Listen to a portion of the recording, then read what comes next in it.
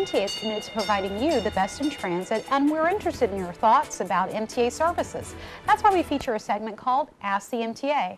On each Ask the MTA, we give you an opportunity to ask MTA personnel questions you have concerning transit. And here to answer your customer questions is Assistant Superintendent of the Kirk Division, Kelly Jones. Now, we recently took to the streets for your questions, and here's our first one.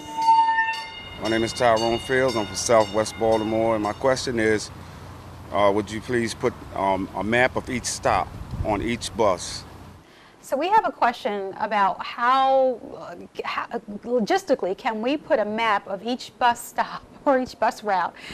Tell me, what's your opinion? Or actually, they're in the schedules, schedules that they have, there is a map in there. Right. But as far as putting them on each bus stop, it's impossible. We have 8,000 bus stops. Yes, and we have a clever device that actually call out each stop and transfer points. So it shouldn't be a problem. And if they need to know where they're going, all they have to do is ask the bus operator. The operator should provide them. Yes. One of the things I noticed too is that, you know, folks, it's a little difficult. Folks get a little nervous. They're intimidated about using transit service. So essentially what they can do, like you said, call up. Yes. Or if they have access to a website, they can go on our website, download it ahead of time, and they should be able to get that kind of assistance. Yes. All righty, on to our next question. My name is Daryl. I'm from Baltimore, Maryland, live in West Baltimore. And my question is, when will the red line be up and operational? So folks have questions about the red line, and I have to tell you, this is one of our most popular questions. We keep hearing about the red line, so when's it going live? They're looking at 2021 for it to be live. They're supposed to break ground around 2015. Because this is a long process. This is one of the largest, new developments that's happened in transportation in the state of Maryland. Yes. So the red line's going from somewhere like Woodlawn all the way under, downtown, around, Emerson, Wildwood Parkway, through over in Canton, all the way out to Johns Hopkins. So it's going to take many years and a lot of money to get that done. Yes. So around 2021. 2021. Somewhere around the time I turned 39. Gotcha. All righty. And our next question. Hi, my name is Alan from Baltimore, Maryland, and sometimes I wait an hour and a half for 54. So my question is, what can the MTA do to improve the time and schedule for the 54 Randallstown? So we have questions about that 54 line. Now that's a relatively, has that route been modified at all recently? Or?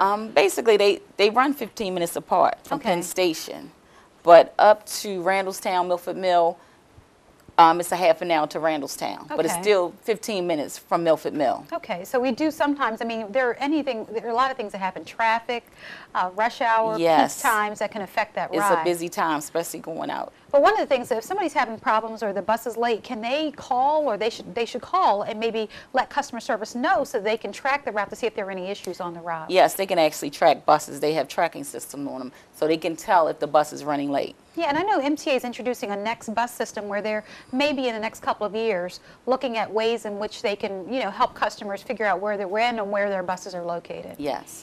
And our next question? My name is Adam Hall from Baltimore, Maryland. My question is the frequency of the trains that go in between Camden Yards and Penn Station. There's not a lot of trains that go in between Camden Yards and Penn Station. I go to a lot of baseball games, and I do travel, outside of the state using the Amtrak. I just wanted to know about how many trains go in between and if they can increase that. So what's the frequency related to that light rail? It's like a spur that goes between there. Yeah, it's basically the shortest route, and it runs from the Penn Station down to Camden Yards, and they're running 15 minutes. It's actually two.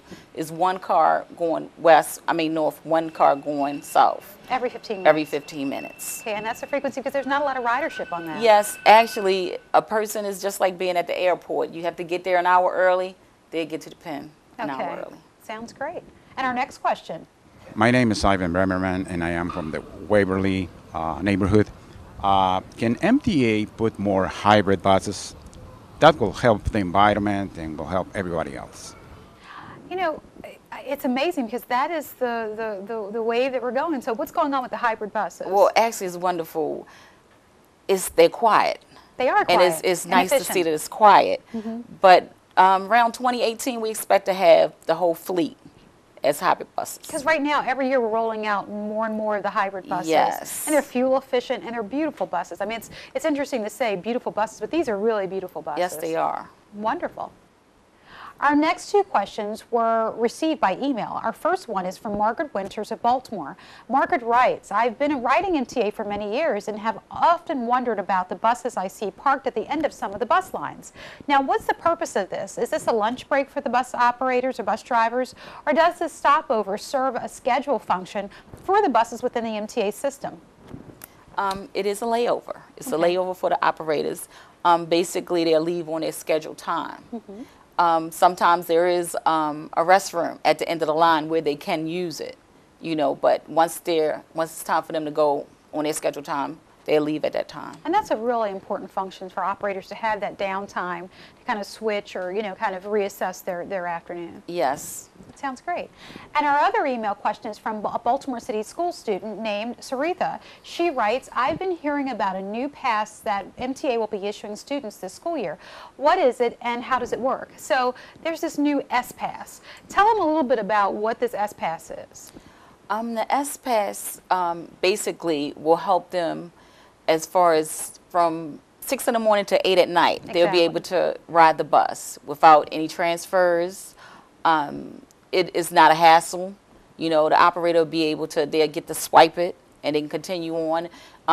It'll actually make the pace a little faster. And that's a good thing because, you know, if we think about it, in many years, and I'm a former Baltimore City school, it wasn't that long ago I went to school, you had bus tickets. You had to tear off the tickets and hand it over, and if you lost your ticket or you had to go to an internship or you played sports, once you use those 2 tickets, that's on you. Well, now I guess this gives them more flexibility. They can swipe it, you know, depending on wherever they need to go, without having to, you know, get another ticket. So that's yes, good. And it won't be a problem for the operators as far as them, you know, going after 7 o'clock and they're trying to get on the bus. Right. You know, and they're being hassled by the operator. That will stop. That's great. That's good news. That's a really good development. Thank you.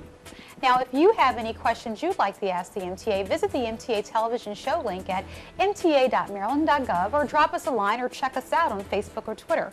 Now, thank you for joining us, and we'll see you next time. Take care.